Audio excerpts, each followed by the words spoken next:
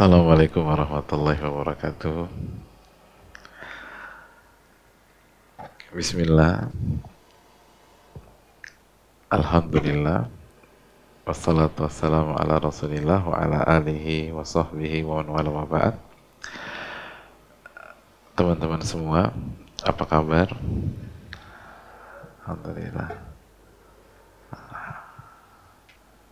Alhamdulillah. Alhamdulillah, kita panjatkan puji dan syukur kita kepada Allah Subhanahu wa taala atas segala nikmat dan karunia yang Allah berikan kepada kita, sebagaimana salawat dan salam semoga senantiasa tercurahkan kepada junjungan kita Nabi Muhammadin Sallallahu Alaihi Wasallam beserta para keluarga, para sahabat dan orang-orang yang istiqomah berjalan di bawah naungan sunnah beliau sampai hari kiamat kelak. Ada sebuah hadis, ada sebuah sabda Rasul Sallallahu Alaihi Wasallam yang harus kita ketahui dan semuanya harus belajar itu, harus belajar. Di sini nggak tergeser, taruh sini, hati-hati. Oke, hati-hati. Ya, taruh hati. Yuk, belajarnya ditaruh di hati. Ya, jangan hanya di kepala. Ya, betul-betul. Ya. Nabi kita Sallallahu Alaihi Wasallam, Nabi Sallallahu Alaihi Wasallam, itu ya, Nabi Sallallahu Alaihi Wasallam gini ya. Itu bersabda, beliau bersabda, "Dzaqa ta'mal iman," akan merasakan atau pasti merasakan manisnya keimanan.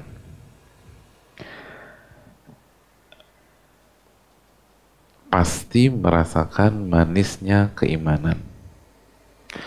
Jadi manis, keimanan manis ya. Nikmat gitu, kenikmatan jadi orang-orang beriman. Manis. Siapa mereka? Catat baik-baik. Man radiya billah, man radiya billahi rabbah wa bil islami dina wa bi muhammadin nabiyya. Orang yang ridho Allah sebagai Rabbnya.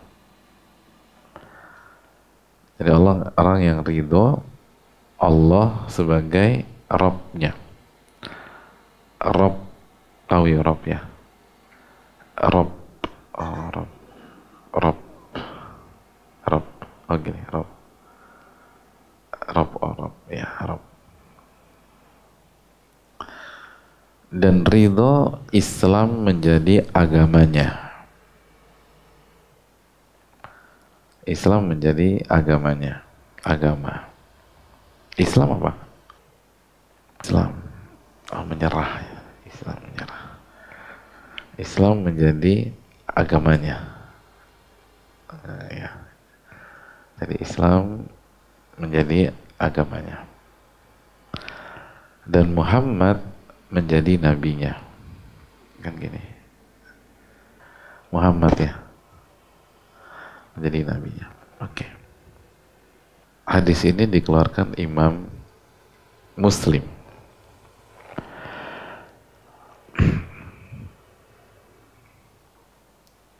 Diriwayatkan Imam Muslim. Jadi saya ulang, pasti akan merasakan manisnya keimanan, kenikmatan menjadi orang beriman, lezatnya keimanan.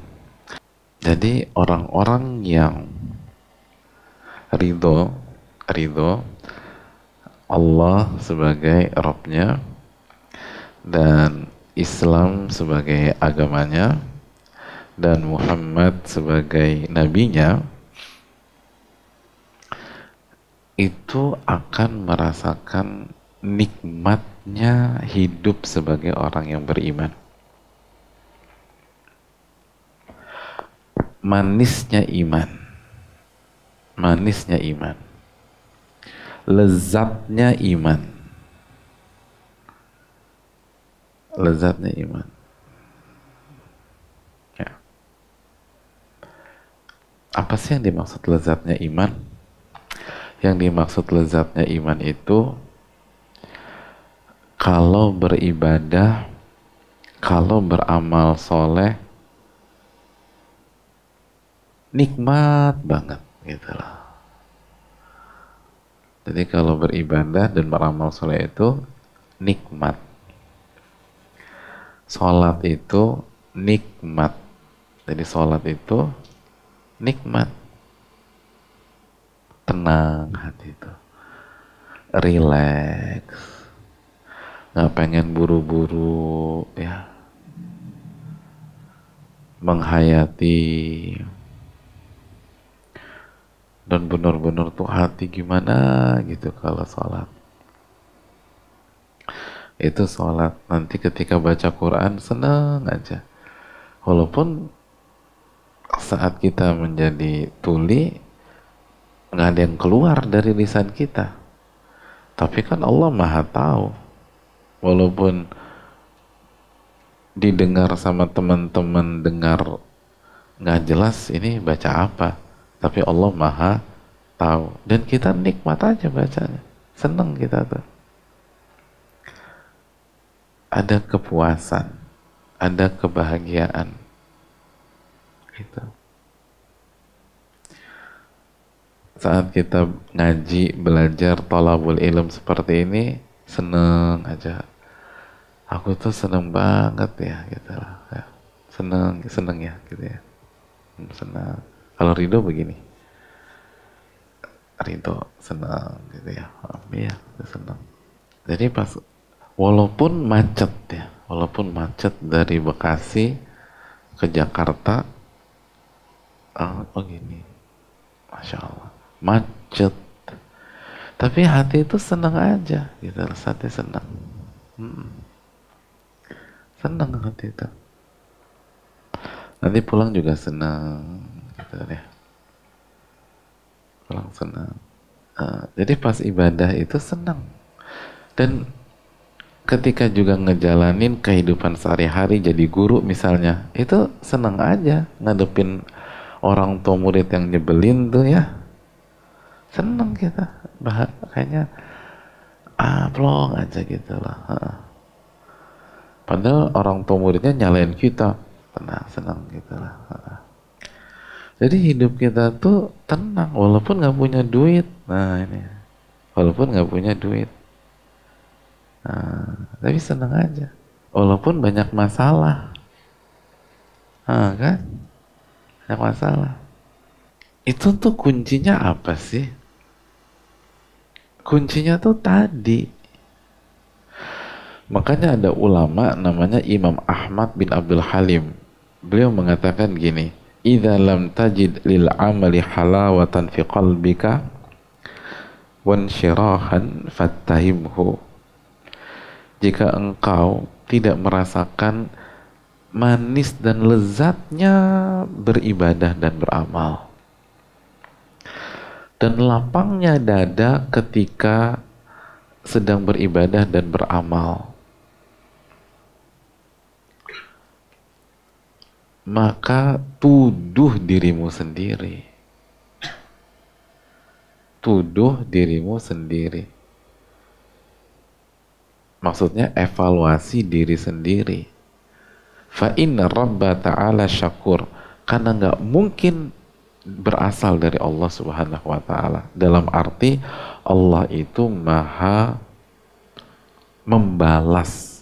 Kalau ibadah kita benar, pasti dapat kenikmatan, pasti dapat ketenangan. Kenapa nggak tenang ibadah?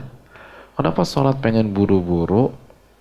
Kenapa nggak bisa menikmati sujud? Ini dari diri kamu nih, gitu.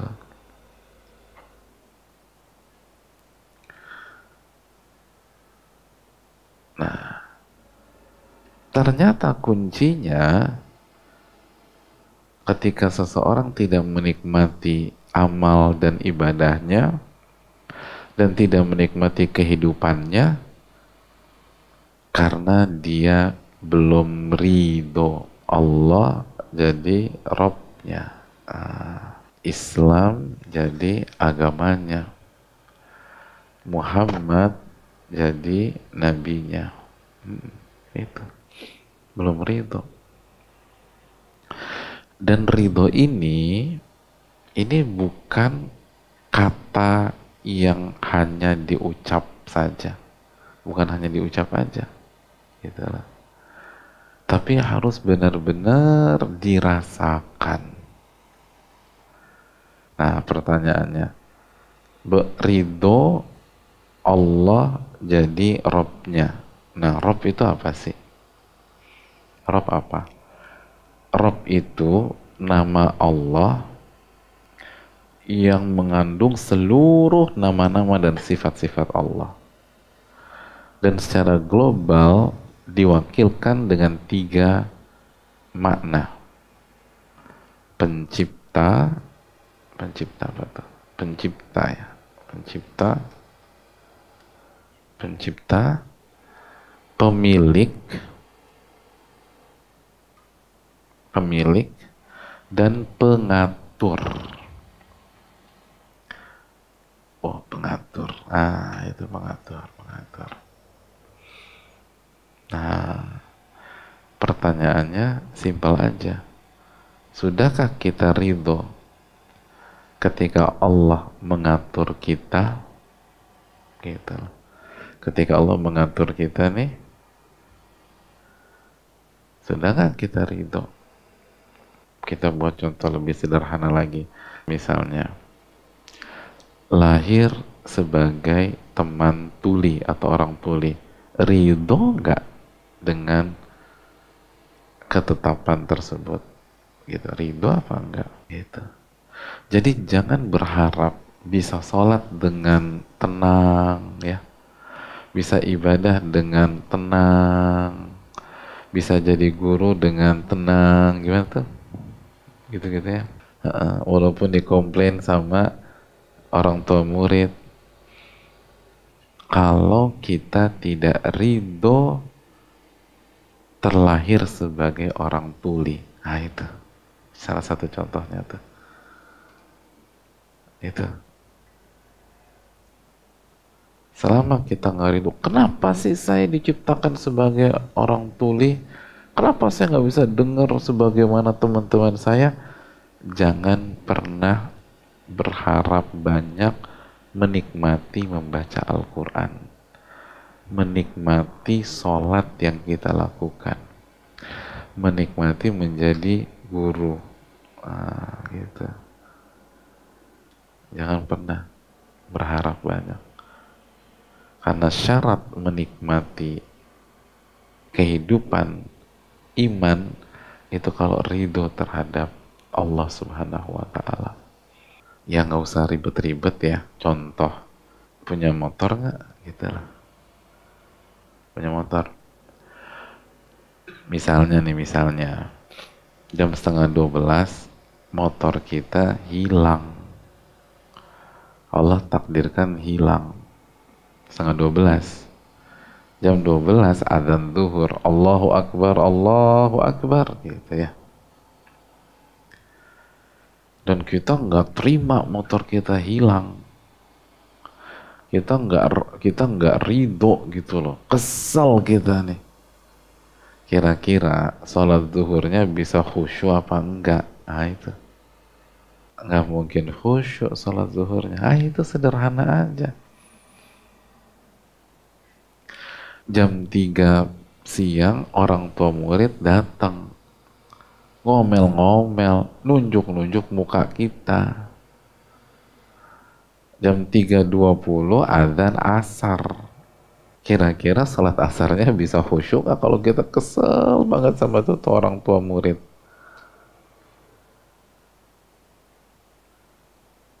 Nggak bisa. Itu contoh sederhana. Jadi kalau ingin ibadahnya tenang, nikmat, bahagia gitu ya, kita harus ridho Allah sebagai pengatur kehidupan kita.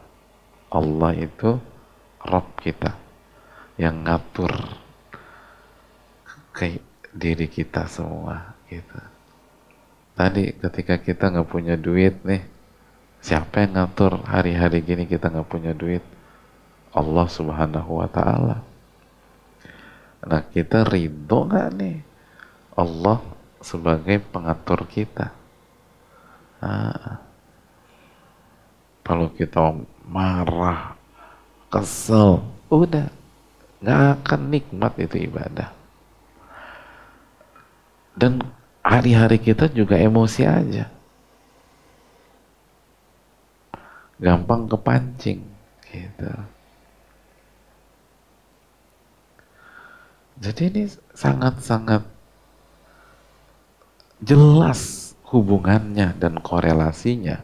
Ya, ridho nggak kita sama Allah? Jadi makanya kenapa dari SD itu kita udah ngafalin raditu billahi rabba wa bil islami dina wa bi Muhammadin sallallahu alaihi wasallam nabiyya, tapi tetap aja sholat nggak khusyuk, gampang ngamuk-ngamuk karena hanya diucapkan raditu billahi rabba wa bil islami dina wa bi Muhammadin nabiyya, hanya diucapkan, tidak diyakini, nggak diamalin, nggak benar-benar saya yakin bahwa Allah lah yang sebaik-baik pengatur dalam kehidupan saya. Dan saya ini hanya ciptaan Allah dan milik Allah. Yang namanya ciptaan dan dimiliki, ya nggak punya apa-apa. Terserah Allah mau buat apalah gitu. Kan kita milik Allah. Kita milik Allah. Pendengaran kita milik Allah.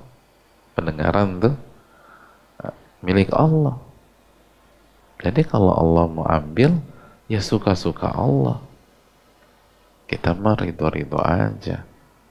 Itu kalau kita punya hati ridho seperti itu, aduh hidup tuh enak banget lah. Hidup tuh enak. Gak akan kepancing.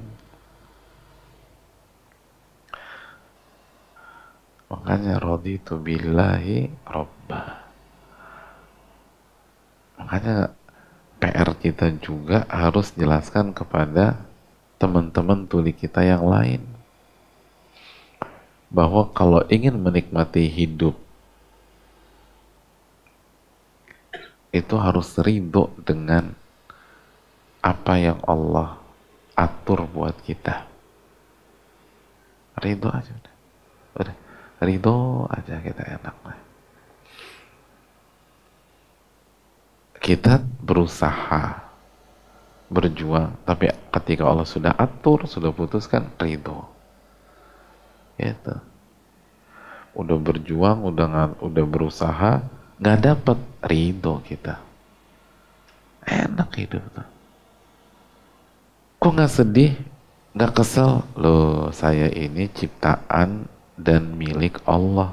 Allah yang berhak ngatur saya. Kalau Allah atur hari ini saya gagal, padahal saya udah berusaha, nggak apa-apa. Kalau Allah atur hari ini saya nggak berhasil, padahal saya udah berusaha tuh, nggak apa-apa. Saya mah ridho-ridho aja. Udah berusaha cari jodoh, tapi masih jomblo-jomblo aja, ridho-ridho aja. Gitu.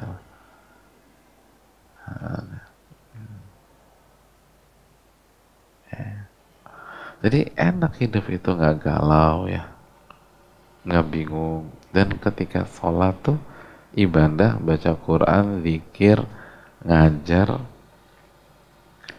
itu tenang, bahagia. Gitu. Kenapa? Ridho apa yang Allah takdirkan. Pokoknya nih ridho nih penting banget lah. Dan jangan hanya di lisan aja gitu loh. dan hanya di lisan. Kalau di lisan aja tuh nggak ada pengaruhnya. Nah ini bagaimana mengelola ridho.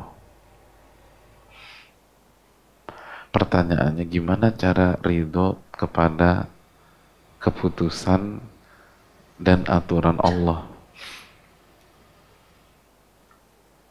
Gimana tuh caranya? Caranya diantaranya dengan mempelajari dan meresapi nama-nama dan sifat-sifat Allah. Kenapa teman-teman ridho dengan atau pada saat diatur sama dokter? Dokter suruh minum obat, kita minum obat. Dokter suruh ronsen paru-paru, kita ronsen paru-paru. Dokter suruh kita nginep di rumah sakit, opname, kita opname nginep di rumah sakit. Karena kita tahu dokter ini pinter ilmu kedokteran dan kesehatan. Itu, oh dia pinter, saya bodoh, udah saya nurut dia aja. Itulah. Makanya dokter suruh nebus resep obat, kita nebus resep obat, padahal bayarnya mahal. Dokter larang kita makan gorengan, kita nurut aja gitu. Kamu nggak boleh makan gorengan ya karena obesitas gitu. Kita nurut, kita makan rebus-rebusan, mie rebus ya, Masya Allah, akhirnya tambah obesitas. Gitu.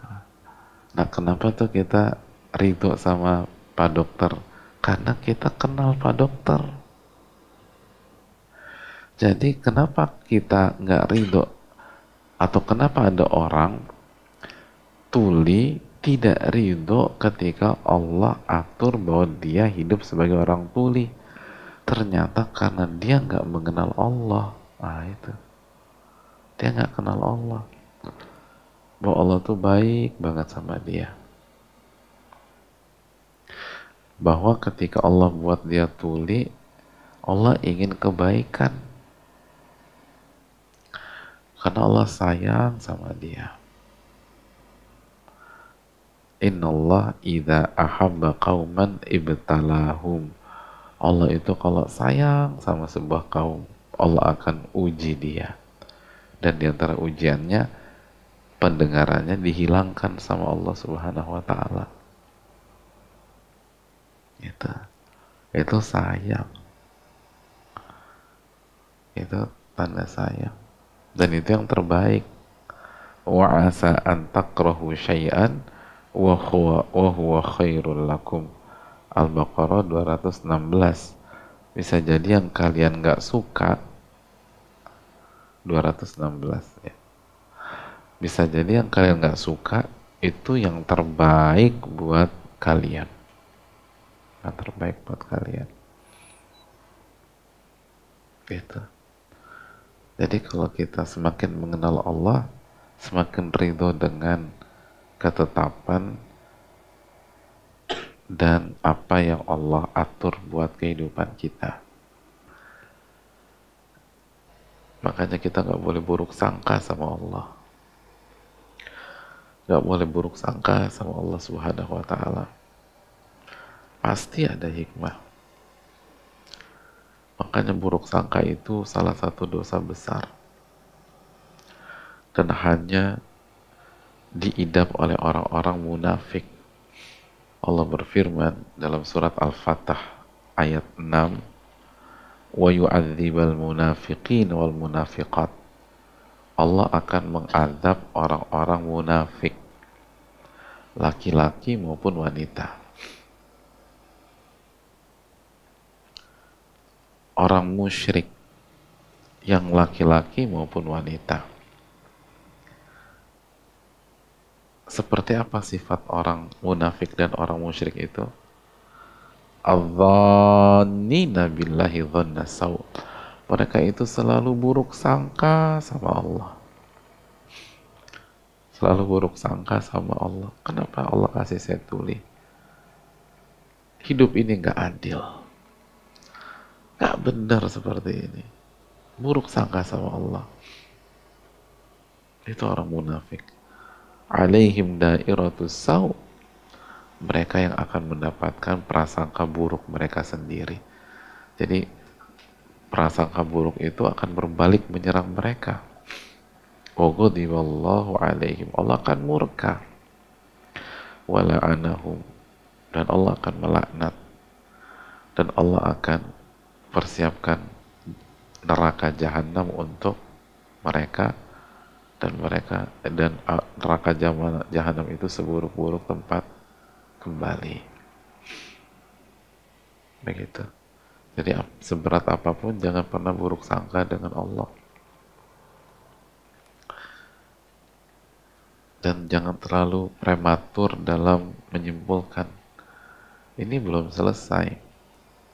Teman-teman, Nabi SAW pernah menyampaikan ada Nabi yang umatnya cuma 3. Ada Nabi yang umatnya cuma 2. Ada Nabi yang umatnya cuma 1. Ada Nabi yang umatnya nggak ada sama sekali. Nggak ada sama sekali. Jadi kita nggak perlu berkecil hati. Yang penting kita berjuang, kita jujur sama Allah, Allah akan bukakan pintu-pintu hidayahnya nanti. Makanya teman-teman sekalian, bisa jadi tugas kita bukan mengangkat bendera di puncak kesuksesan, tapi tugas kita dari Allah adalah meletakkan batu pertama kesuksesan itu sendiri, yang akan dipijak dan diperjuangkan oleh generasi-generasi berikutnya. Jadi banyak dari kita tuh tugasnya bukan berada di puncak, tapi meletakkan batu pertama, meletakkan anak tangga pertama, biar bisa dipijak, dilewati oleh murid-murid kita, atau cucu murid-murid kita, atau cicit murid-murid kita, gitu. Makanya nggak akan pernah sia-sia. Nah, salahnya kita pengen instan, pengen kita yang berada di atas. Lo nggak harus begitu, nggak harus demikian, nggak harus kita yang ada di atas. Bisa jadi tugas kita sebagai jembatan keberhasilan generasi berikutnya, dan tetap pahalanya mengalir.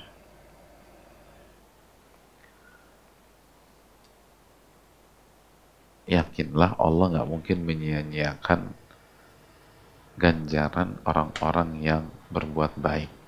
Makanya Allah berfirman dalam surat Hud ayat 115, wasbir fa innallaha la yudhi'u ajral muhsinin. Dan bersabarlah, bersabarlah, fa innallaha la yudhi'u ajral muhsinin, karena Allah tidak akan pernah menyia-nyiakan ganjaran orang yang berbuat baik. Gak akan pernah,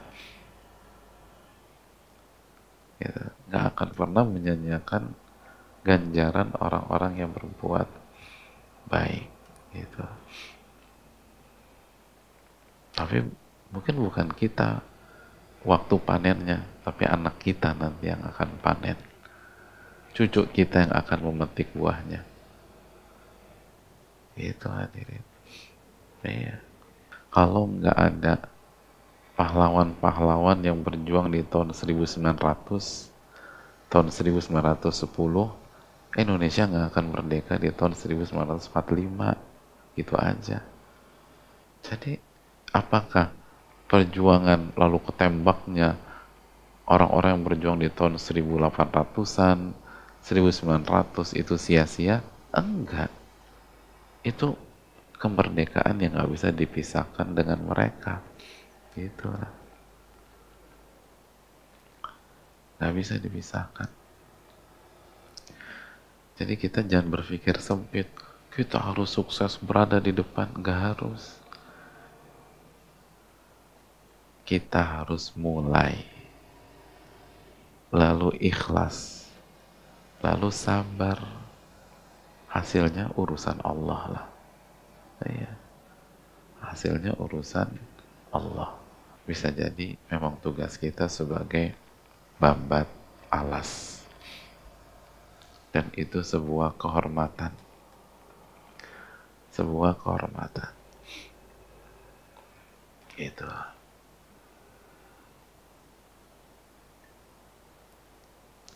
Mau cerdasnya, mau IQ-nya 170 kayak, tapi dia langsung selama ini makan enak di rumah, hidup santai di rumah, tiba-tiba megang itu berantakan semua. Nggak bisa. Itu ilmu nggak ada di teori kelas bangku sekolah. Itu harus dijalani. Harus dijalani. Makanya salah satu pemimpin terbaik di dunia, ini agak keluar dikit nih dari tema agama, yang dikatakan pemimpin terbaik setelah Perang Dunia Kedua. Siapa tuh? Lee Kuan Yew, mantan Perdana Menteri Singapura, yang merubah Singapura jadi negara maju.